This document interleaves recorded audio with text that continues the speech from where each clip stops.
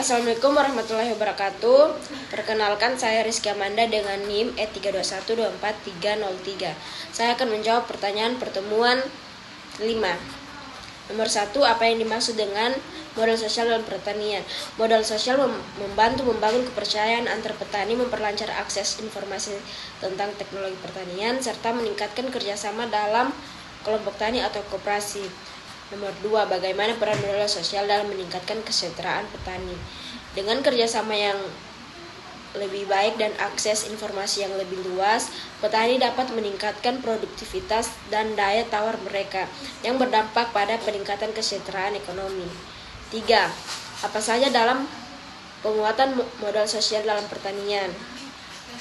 Tantangan dan penguatan dalam modal sosial.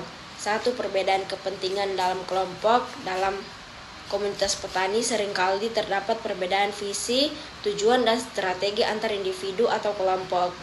Misalnya antara petani kecil dan petani besar, atau antara generasi muda dan tua.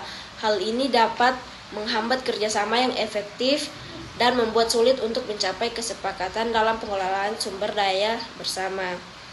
2. Kurangnya kepercayaan antar petani. Kepercayaan adalah elemen kunci modal sosial, tetapi dalam beberapa komunitas, persaingan atau pengalaman buruk di masa lalu dapat mengurangi rasa percaya antara sesama anggota kelompok. Kurangnya transparansi dalam pembagian keuntungan atau distribusi sumber daya juga dapat memperburuk keadaan. 3. Keterbatasan akses terhadap kebijakan pemerintah. Banyak petani, terutama yang berada di daerah terpencil, mengalami kesulitan dalam mengakses informasi dan bantuan dari pemerintah seperti subsidi, pelatihan, atau kebijakan yang mendukung mereka. 4. Apa strategi penguatan modal sosial dalam pertanian? 1. Pemberdayaan komunitas petani, meningkatkan kapasitas petani melalui pelatihan, edukasi, dan penguatan kelembagaan komunitas, mendorong petani untuk berpartisipasi dalam kelompok tani atau koperasi agar dapat saling mendukung. 2. Pelibatan lembaga dan pemerintah dan lembaga terkait perlu memberikan dukungan melalui kebijakan, pendampingan, dan bantuan modal bagi petani. Kerjasama antara petani dan pemerintah dapat mempercepat adopsi teknologi dan inovasi dalam pertanian.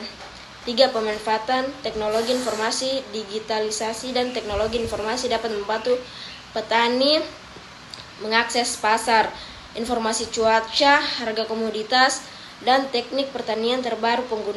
Penggunaan media sosial atau platform digital dapat memperkuat jaringan sosial dan kerjasama antar petani.